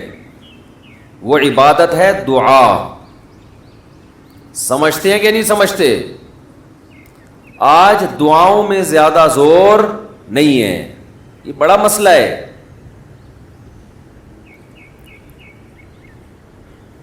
بھائی کچھ نہ کچھ وقت نکال کے ہاتھ اٹھا کے اللہ کے سامنے گڑ گڑایا کریں. آج ہم لوگوں نے دعائیں مانگنا چھوڑ دیے. جب انسان اللہ کے سامنے دعا مانگتا ہے وہ اللہ سے باتیں کرتا ہے, اگر توجہ سے دعا مانگے. دعا ایسی چیز ہے کہ یہ اللہ اور بندے کا جتنا مضبوط کنیکشن بناتی ہے, اتنا کنیکشن دنیا کی کوئی اور عبادت نہیں بناتی.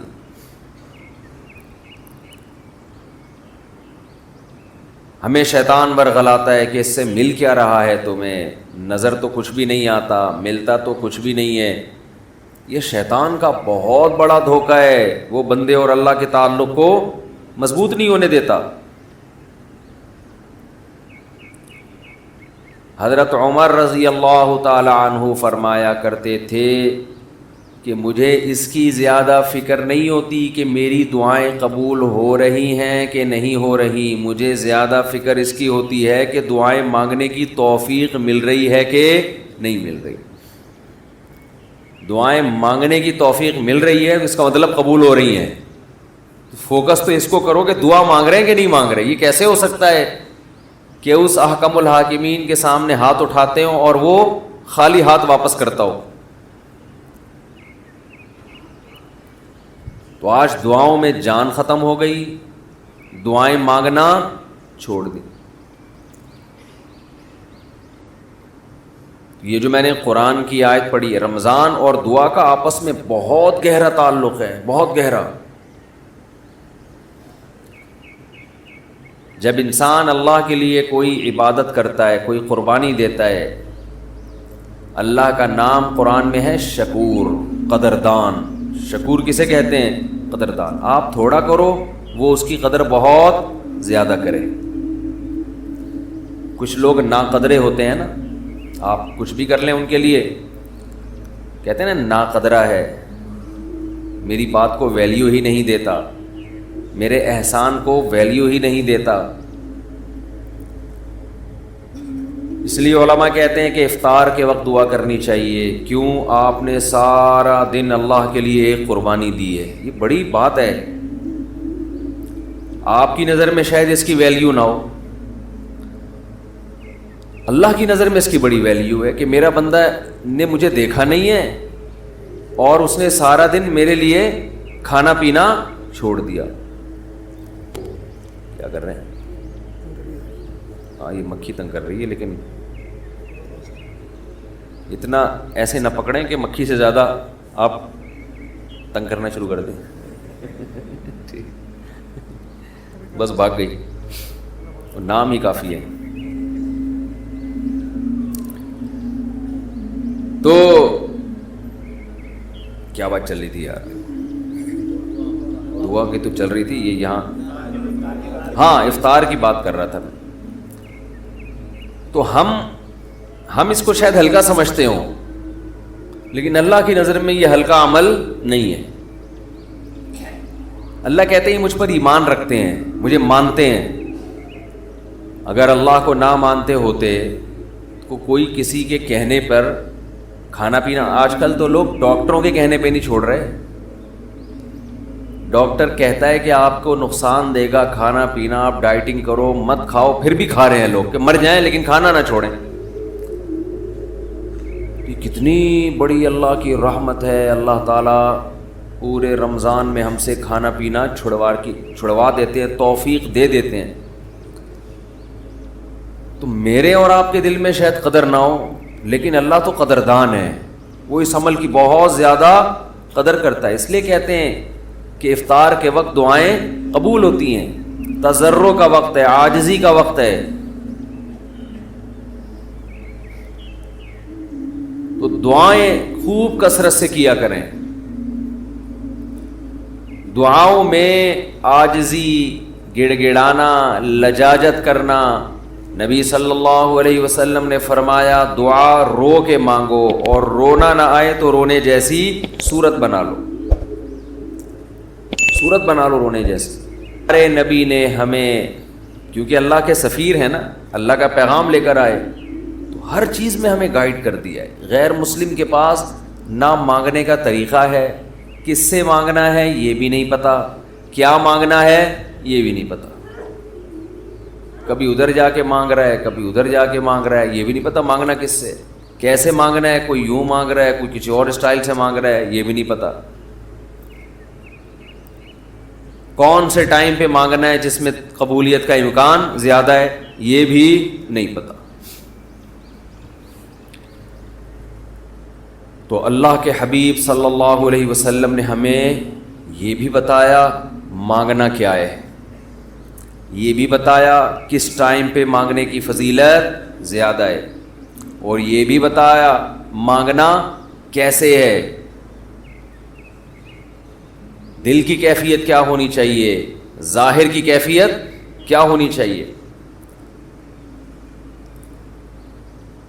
تو سب سے زیادہ دیکھو، اللہ سے محبت ایک دفعہ دل میں تھوڑی سی چنگاری پیدا ہو گئی نا، تھوڑا سا تعلق اللہ سے کنیکشن بحال ہو گیا، اس کا دنیا میں سب سے پہلا فائدہ ملتا ہے سکون. اس کا جو دنیا میں سب سے فوراً کیش فائدہ ملتا ہے نا، کیش، وہ کیا ملتا ہے؟ سکون. آدمی اپنے آپ کو محفوظ سمجھنا شروع کر دیتا ہے کہ یار میں نے اپنے آپ کو کس کے حوالے کر دیا؟ اللہ کے. سب سے پہلا فائدہ یہ کہ بالکل ایسے جیسے ڈاکوؤں کا خطرہ ہو چاروں طرف سے، اور آپ نے دیکھا جی پولیس کی 3-4 موبائلیں ہمارے گھر کے قریب آ کے کھڑی ہو گئیں، آدمی لوگ سکون میں آ جاتے ہیں، یار کم از کم یہاں پر موبائل اسنیچنگ نہیں ہوگی، سکون سے سو جاؤ. تو جب انسان اللہ سے مانگتا ہے اور اپنے آپ کو اللہ کے حوالے کرتا ہے، اور اللہ تعالیٰ نے مانگنے میں کوئی شرطیں نہیں لگائیں، یہ بڑی زبردست بات ہے. کوئی شرطیں نہ کہ یہ والے قوائف پورے کرو گے تو پھر مجھ سے مانگو ورنہ تمہیں مانگنے کی اجازت نہیں ہے. کوئی چرسی ہے تو جب تک چرس نہیں چھوڑے گا مجھ سے مانگ نہیں سکتا. کوئی بے نمازی ہے تو جب تک نمازی نہیں بنے گا مجھ سے مانگ نہیں سکتا. اللہ کہتے ہیں مجھ سے یہی مانگ لو، یہی مانگ لو، اللہ میں بے نمازی ہوں مجھے کیا بنا دے؟ نمازی بنا دے. جو چیز نہیں ہے وہی مانگو اللہ تعالیٰ سے. وقال ربکم ادعونی استجب لکم، قرآن کہتا ہے، تمہارا رب کہتا ہے مجھ سے مانگو میں تمہاری پکار کو قبول کروں گا. اور کمال کی بات یہ ہے، پہلے مجھے اس آیت کی تفسیر سمجھ میں نہیں آتی تھی. اللہ کہتے ہیں مانگو میں تمہیں دوں گا، نہیں مانگو گے ایسے متکبرین کے لیے میں نے جہنم کی آگ رکھی ہے بھائی. یہ سمجھ سے بالاتر. میں آپ سے کہہ رہا ہوں مجھ سے قرضہ مانگو، آپ کہتے ہیں شکریہ جی آپ نے آفر کی، ضرورت ہوئی تو مانگیں گے، نہیں تو ٹھیک ہے جی بہت شکریہ. میں کہہ رہا ہوں اگر نہیں آئے نا مانگنے کے لیے پھر دیکھو میں گھنڈے بھیجوں گا، کٹ لگواؤں گا.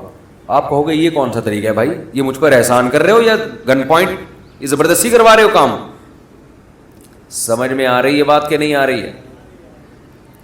آپ کہو گے یہ کون سا احسان کا طریقہ ہے. میں آپ سے کہہ رہا ہوں کہ آپ میری دعوت پہ آئیے گا، مجھے بڑی خوشی ہوگی. آپ کہیں گے تھینک یو، بہت شکریہ آپ کا، آپ نے یاد کیا. پھر میں کہتا ہوں اگر نہیں آئے نا گنڈے بھیج کے میں کٹواؤں گا. آپ کہو گے یہ زیادہ ہو گئی ہے، یہ کیا ہو گئی ہے، یہ دعوت نہیں ہے، یہ تو ایک طرح کا جرمانہ ہے میرے اوپر لگا دیا تم نے. میں آپ سے کہتا ہوں بھائی میں علاقے کا ناظم ہوں، میں علاقے میں یہ تھانے کا میں ڈی ایس پی ہوں، کوئی مسئلہ ہو میرے پاس آنا. آپ کہیں گے سر آپ کا بہت شکریہ, آپ کا ٹرانسفر ہوتے ہی آپ نے سب سے پہلے مجھے یاد کی ہے, کوئی بھی ضرورت ہوگی آپ کو بتاؤں گا. میں آگے سے تڑی لگا دی. اگر تمہیں کوئی ضرورت پڑی اور نہیں بتایا نا ہے بھائی, سب سے پہلے لاکر میں تمہیں ڈالوں گا, تو آپ کہیں گے سر یہ آپ مجھے عزت دے رہے ہیں, یہ میری توہین کر رہے ہیں. تعجب کی بات ہوگی کہ نہیں ہوگی؟ تو اللہ تعالیٰ تو یہی انداز اختیار کر رہے ہیں کہ مجھ سے مانگو میں تمہیں دوں گا. ان الذین یستکبرون عن عبادتی سیدخلون جہنم داخرین. نہیں مانگا تو ایسے لوگ ذلیل ہو کر جہنم میں داخل ہوں گے. یہ کچھ بات سمجھ میں آ رہی ہے بھائی؟ یہ تو عجیب سی بات ہے نا کہ مانگو, نہیں مانگا تو میں نہیں چھوڑوں گا تمہیں. اصل بات یہ ہے کہ علاقے میں ایس ایچ او آیا, کوئی محلے کا دادا آیا, وہ آپ سے کہتا ہے کوئی پرابلم ہو بتانا, آپ کہتے ہیں بڑی نوازش آپ کی, پھر بھی آپ اس کو پرابلم نہیں بتاتے, وہ غصہ نہیں آتا, اس کو غصہ نہیں آتا, اس لیے کہ وہ مخلوق ہے, وہ عاجز ہے. اسے پتہ ہے کہ بعض دفعہ بندے کو کام پڑتا ہی نہیں ہے, بعض دفعہ پڑتا ہے تو اس کے کوئی دوسرے تعلقات ہوتے ہیں, بعض دفعہ کام پڑتا ہے لیکن وہ چاہتا ہی نہیں ہے کہ کام ہو, ایسا ہی رہے معاملہ. لیکن اللہ کے ہاں یہ تینوں آپشن آپ کے پاس نہیں ہے. آپ یہ کہیں کہ اللہ تو نے مجھ سے کہا تھا کہ میں تجھ سے مانگوں, لیکن میری کوئی ایسی ضرورت ہی نہیں جو میں مانگوں تجھ سے. یہ کہہ سکتے ہو کیا ہے بھائی؟ اس کا مطلب تم اللہ سے مستغنی ہو گئے. اللہ کے دیے بغیر بھی تمہیں دائیں بائیں سے تمہارے کھانچے کھلے ہوئے ہیں, جو اگر کھلے ہوئے ہیں تو وہ کھانچے کس کے اختیار میں ہیں؟ وہ تو اللہ کے ہاتھ میں ہیں. آپ یہ بھی کہہ سکتے ہو کہ مجھے اس لیے مانگنے کی ضرورت نہیں کہ میرے تو سارے مسائل حل ہو رہے ہیں, میں صبح میری جاب لگی ہوئی ہے, میری تنخواہ ہے, ملٹی نیشنل کمپنی میں اچھی سیٹ پر بیٹھا ہوا ہوں میں, میری سیلری گھر آ جاتی ہے, مہنگائی بھی نہیں ہے, پیٹرول بھی نئی حکومت نے سستا کر دیا ہے وغیرہ وغیرہ, تو اب تو کوئی مسئلہ ہی نہیں ہے. تو اللہ کہے گا اگر کوئی مسئلہ نہیں ہے بالفرض, اول تو پاکستان میں ہو اور مسئلہ نہ ہو, یہ ہو نہیں سکتا. یہ تو پھر اس کا مطلب ہے آپ سو رہے ہیں, آپ کی کوئی اٹھائے گا اور آنکھ کھل جائے گی آپ کی. تو آپ کے ساتھ اگر کوئی مسئلہ نہیں ہے, آپ ان اسباب کو دیکھ رہے ہو, اس کا مطلب آپ سمجھتے ہو کہ ہوتا اسباب سے ہے, اللہ سے نہیں ہوتا. بھئی اللہ تو جب چاہے ان اسباب کو فیل کر دے. آپ اپنے آپ کو خدا سے مستغنی سمجھ رہے ہو, آپ سمجھ رہے ہو مجھے خدا کی ضرورت نہیں ہے. اس پر اللہ عذاب دے گا کہ تو اپنے آپ کو یہ سمجھ کیسے بیٹھا کہ تجھے ضرورت نہیں ہے میری.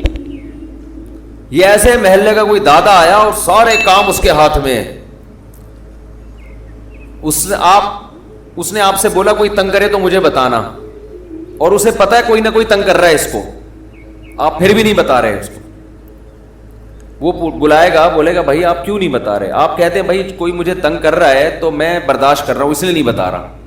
اس پہ غصہ نہیں آئے گا اس کو.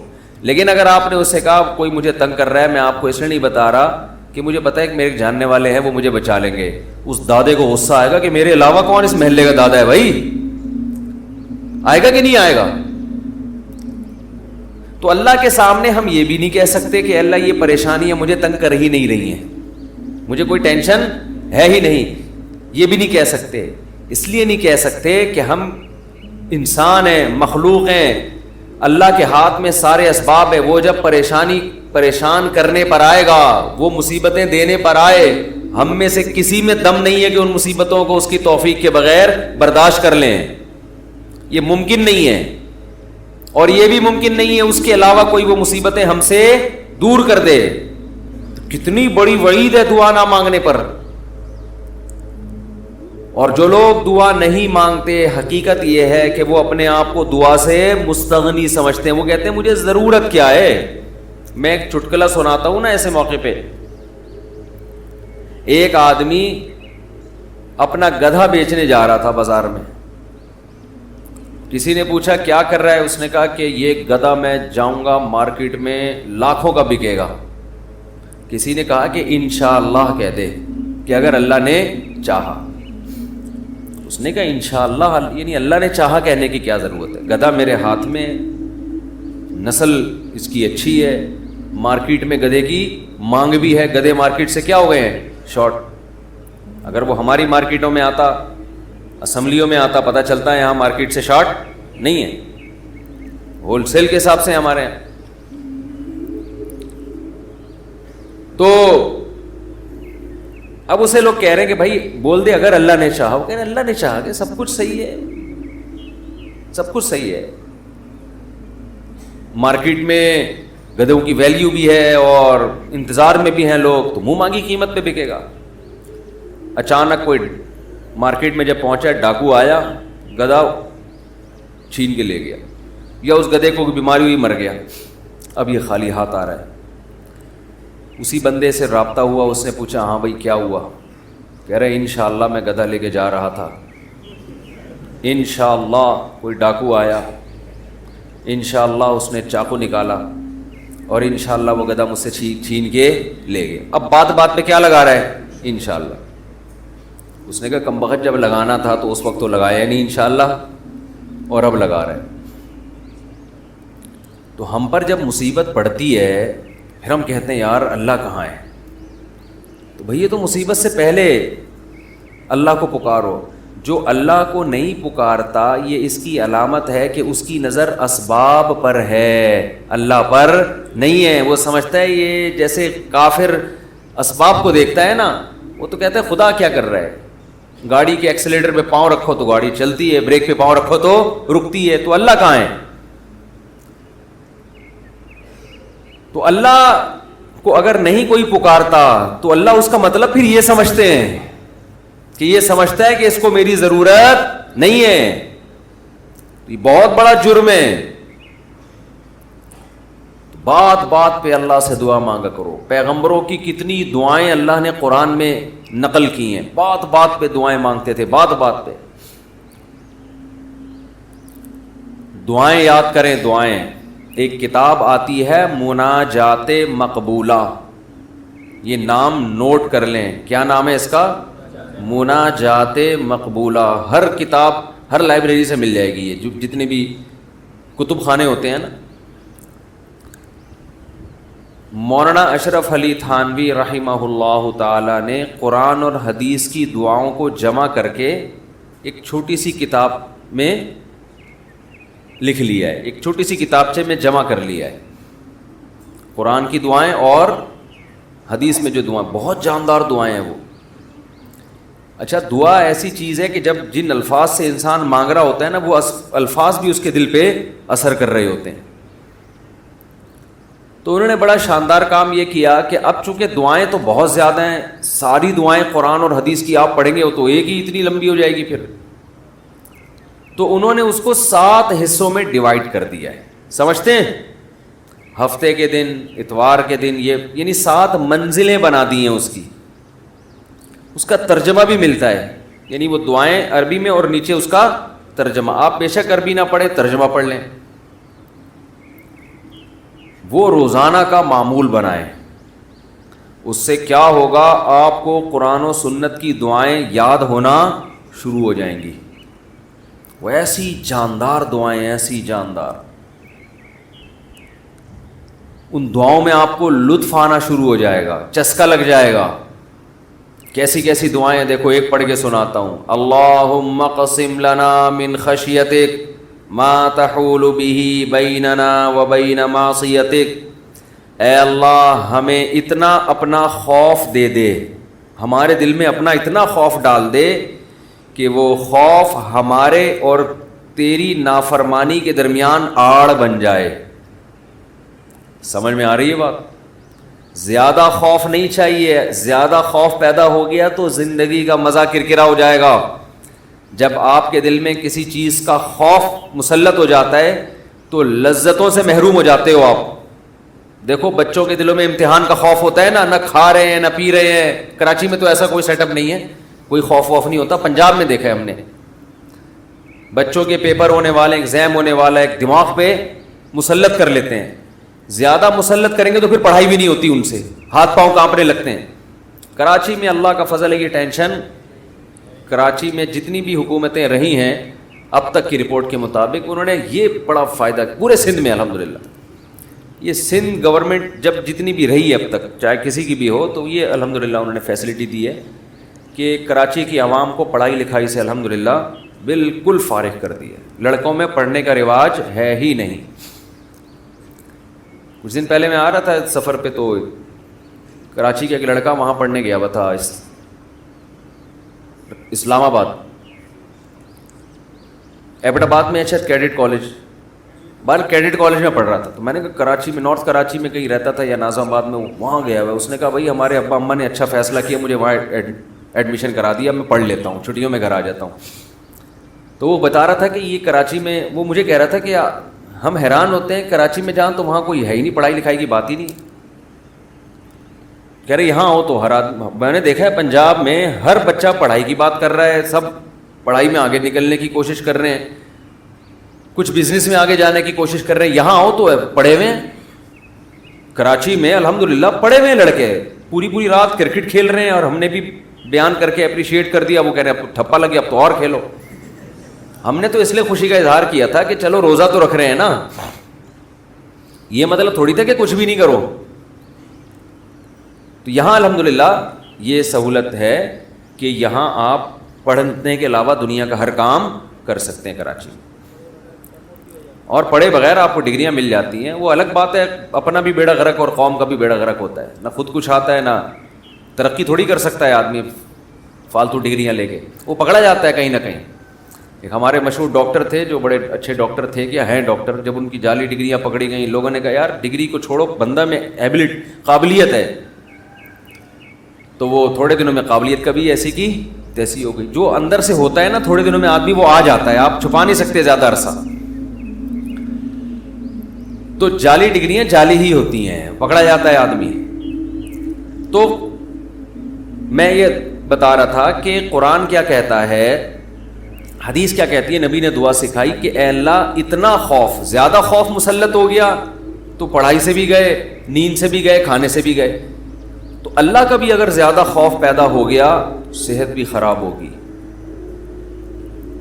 بعض لوگوں کے دل میں جہنم کی آگ کا بہت خوف مسلط ہو جاتا ہے، وہ عبادت سے بھی جاتے ہیں، پھر وہ لائف کو جتنا انجوائے کرنا چاہیے جس شریعت نے اجازت دی اتنا بھی نہیں کر پاتے.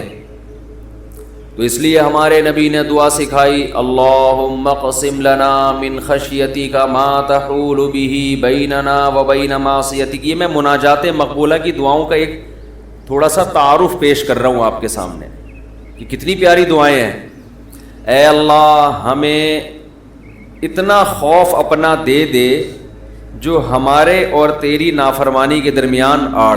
کیونکہ خوف کا مقصد ڈرنا برائے ڈرنا نہیں ہے، خوف کا مقصد ہے جہنم سے بچنا.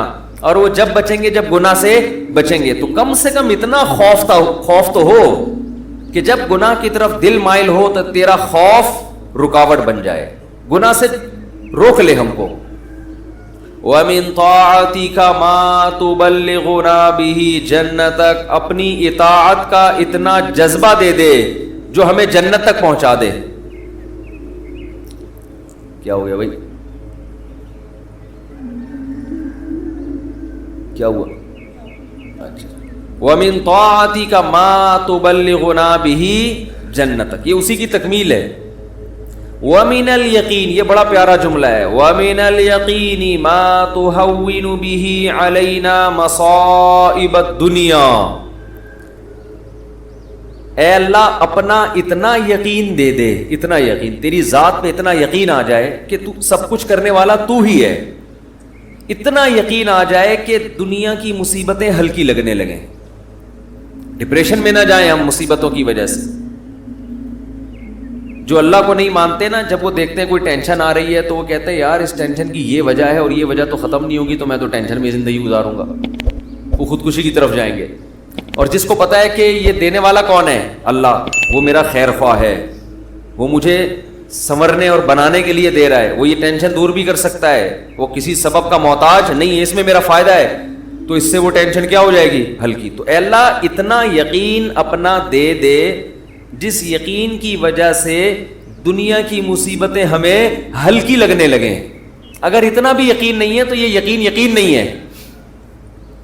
وَمِنَ الْيَقِينِ مَا تُهَوِّنُ بِهِ عَلَيْنَا مَصَائِبَ الدُّنْيَا وَمَتِّعْنَا بِأَسْمَاعِنَا وَأَبْصَارِنَا وَقُوَّاتِنَا أَبَدًا مَا أَبْقَيْتَنَا۔ اے اللہ تو نے ہمیں آنکھ کی نعمت دی، سننے کی نعمت دی، بولنے کی نعمت دی، چلنے کی اور بات کرنے کی، یہ تمام نعمتیں جب تک ہماری زندگی ہے یہ نعمتیں ہم باقی رکھنا، معذوری سے ہمیں بچانا۔ سمجھ رہے ہو کہ نہیں سمجھ رہے؟ آج لوگ دولت مانگ رہے ہوتے ہیں، صحت کو فوکس نہیں کر رہے۔ آنکھ کی بینائی چلی جائے خدا نخواستہ، کیسی اندھیر زندگی ہے، سننے کی طاقت چلی جائے۔ وَمَتِّعْنَا بِأَسْمَاعِنَا وَأَبْصَارِنَا وَجَمِيعَ قُوَّاتِنَا أَبَدًا مَا أَبْقَيْتَنَا وَاجْعَلْهُ الْوَارِثَ مِنَّا۔ یہ اس سے بھی زیادہ خاندانی جملہ۔ کافر بھی چاہتا ہے کہ میری آنکھوں میں دیکھنے کی طاقت، کانوں میں سننے کی طاقت، زبان میں بولنے کی طاقت، میری تمام جو جسم کے پارٹس ہیں وہ صحیح رہیں تاکہ میں دنیا کی نعمتوں سے مزے اڑاؤں۔ تو اللہ ہم صرف اس لیے نہیں کہہ رہے کہ یہ تمام چیزیں باقی رکھ کہ ہم دنیا میں مزے اڑائیں، دنیا میں بھی لذت، اور یہ جو تو نے ہمیں طاقتیں دی ہیں یہ آخرت میں بھی ترقی کا ذریعہ بن جائیں، تو ڈبل مزے ہو گئے کہ نہیں ہو گئے ہیں بھائی؟ کیونکہ جس آدمی میں قوت اور طاقت نہیں ہوتی مختلف چیزوں کی، وہ آخرت کے کام بھی زیادہ نہیں کر سکتا۔ تو وَاجْعَلْهُ الْوَارِثَ مِنَّا، ان کے اثرات باقی رہے، قیامت کے دن فائدہ ہو۔ ان آنکھوں سے ہمیں، ان کان سے اچھی بات سنی تھی اور ہدایت مل گئی، تو یہ فائدہ ہو گیا نا اس کان کا آخرت میں۔ آنکھوں سے اچھی چیز دیکھی اور ہدایت مل گئی، اللہ کی نشانیاں دیکھیں اور عبرت حاصل ہوئی ان آنکھوں سے، ماں باپ کی زیارت کی، بیت اللہ حج کی، اللہ کے گھر کی زیارت کی، تو یہ آنکھوں کی لذت بھی ہے، اور اس لذت سے دنیا کا فائدہ بھی اور آخرت کا فائدہ بھی۔ وَاجْعَلْهُ الْوَارِثَ مِنَّا وَاجْعَلْ ثَأْرَنَا عَلَى مَنْ ظَلَمَنَا وَانصُرْنَا عَلَى مَنْ وَانصُرْنَا عَلَى مَنْ وَاجْعَلْ ثَأْرَنَا عَلَى مَنْ ظَلَمَنَا وَانصُرْنَا عَلَى مَنْ عَادَانَا۔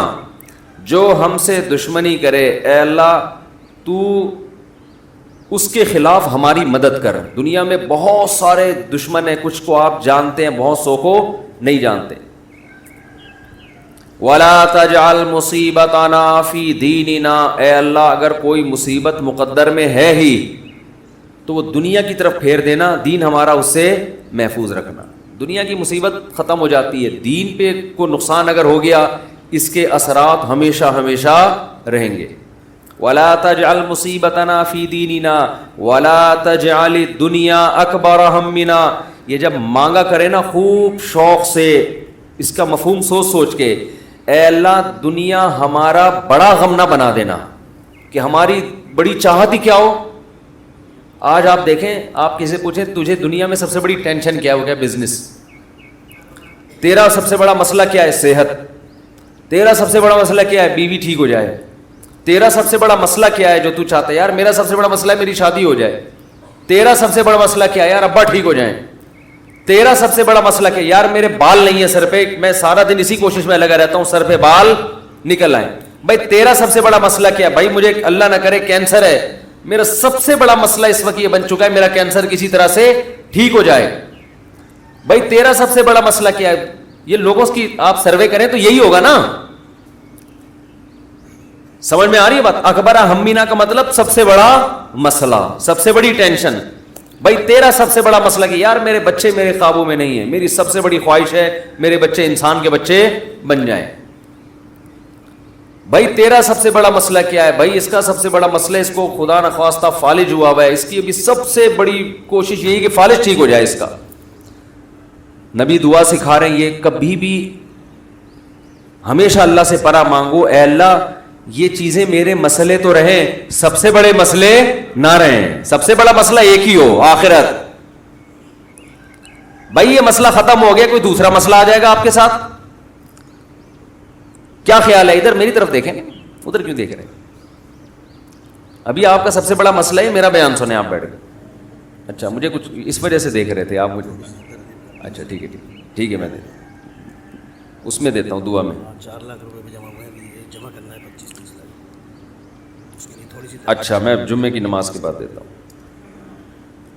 تو سب سے بڑا مسئلہ جو میرا اور آپ کا ہو تو حدیث میں آتا ہے کہ اللہ سے دعا مانگو, لا تجعل الدنیا اکبر ہمنا, اے اللہ یہ دنیا کے جو بکھیڑے اور مسائل ہیں یہ ہمارا سب سے بڑا مسئلہ نہ ہو. سب سے بڑا مسئلہ ہمارا ایک ہو بھائی, کینسر ٹھیک ہو یا نہ ہو, آخرت صحیح ہو جائے. ہم نے ایسے علماء کو دیکھا ہے موت کے وقت شفا کی زیادہ فکر نہیں ہے ان کو کہ میں ٹھیک ہو جاؤں, فکر یہ ہے کہ بھلے مر جاؤں لیکن مغفرت ہو جائے آخرت میں. ہمارے ایک استاذ تھے, 45-50 سال بمشکل ان کی عمر ہوگی, بیمار ہو گئے بہت سخت. تو میں جب بھی ان سے ملنے کے لیے جاتا, ان کی عیادت کے لیے, عام طور پہ جب آپ بیمار کی عیادت کے لیے ملے تو بس وہ ایک ہی چیز کر رہا ہوگا, یار میں ٹھیک ہو جاؤں, بس میں ٹھیک ہو جاؤں, بس میں ٹھیک ہو جاؤں, فلاں ڈاکٹر, وہ اس کے علاوہ اس کی کوئی چاہت نہیں ہوتی. ہم جب ان سے ملنے کے لیے گئے تو بڑی شدید تکلیف میں, نلکیاں لگی ہوئی ہیں, ڈرپ چڑھ رہی ہے, بہت کمزور ہو گئے. ہم نے کہا کیسی طبیعت ہے؟ کہہ رہے طبیعت ٹھیک نہیں ہے, دعا کرو اللہ مجھے شفا دے دے. پھر تھوڑی دیر میں کہنے لگے بس دعا کرو اللہ مجھ سے آخرت میں حساب نہ لے. ہر تھوڑی دیر کے بعد, بھائی اگر میری زندگی ختم ہو رہی ہے تو بس دعا کرو اللہ مجھ سے آخرت میں حساب نہ لے. دنیا دار آدمی کہتا ہے بس ختم ہو رہی ہے تو نہیں, ختم نہیں ہو, بس یہ دعا کرو, یہ میں مرنا نہیں چاہتا بھائی میں کسی بھی قیمت پہ. وہ اللہ سے مانگ بھی رہے کہ شفا, ہم اللہ کے بندے ہیں, ہم نے اللہ کے سامنے یہ تھوڑی کہنا کہ اللہ تیری مرضی ٹھیک کرتا ہے تو کر دے, نہیں تو نہیں, یہ نہیں, ہم نے تو دعا تو یہی مانگنی ہے اللہ ہم کمزور ہیں ٹھیک کر دے. بڑا مسئلہ اس سے بھی بڑا ہے, وہ کیا ہے؟ آخرت. کمپیئر ہے, کمپیریٹیو ڈگری ہے. اگر کوئی مسئلہ آپ کا سب سے بڑا ہے تو آخرت اس سے بھی بڑا مسئلہ ہونا چاہیے. اگر آپ کا مسئلہ آپ کی بیگم ہے تو آخرت اس سے بھی بڑا مسئلہ ہونا چاہیے. اکبر ہمنا, سب سے بڑا مسئلہ میرا اور آپ کا کیا ہونا چاہیے؟ اللہ. اب یہ ہم کبھی بیان میں سن لیتے ہیں, لیکن جب آپ پراپر یہ دعائیں مانگتے رہیں گے, اے اللہ میرا سب سے بڑا مسئلہ دنیا نہ ہو, تو دل پہ اثر ہوگا کہ نہیں ہوگا, اس کا استحضار ہوگا کہ نہیں ہوگا کہ میں تو اللہ سے بار بار یہی مانگتا ہوں کہ میرا سب سے بڑا مسئلہ دنیا نہ ہو, اور آج میں نے سب سے بڑا مسئلہ اس کو بنایا ہوا ہے. وَلَا تَجْعَلِ الدُّنْيَا أَكْبَرَ هَمِّنَا وَلَا مَبْلَغَ عِلْمِنَا, میری نالج کی انتہا بھی دنیا نہ ہو. آپ کی نالج گھوم پھر کے کس کی طرف آتی ہے؟ دنیا کی طرف. تو اس کا بھی وہی مفہوم ہے جو پہلے والے جملے کا مفہوم ہے. وَلَا مَبْلَغَ عِلْمِنَا وَلَا غَایَةَ رَغْبَتِنَا وَلَا تُسَلِّطْ عَلَيْنَا مَن لَّا يَرْحَمُنَا, اے اللہ کوئی ایسا شخص ہم پہ مسلط نہ کر جو ہم پہ رحم نہ کرے. ہر آدمی کے اوپر کوئی نہ کوئی ہوتا ہے. آپ گھر کے سربراہ ہیں تو عورت کے اوپر آپ مسلط ہیں, وہ یہ دعا مانگ سکتی ہے.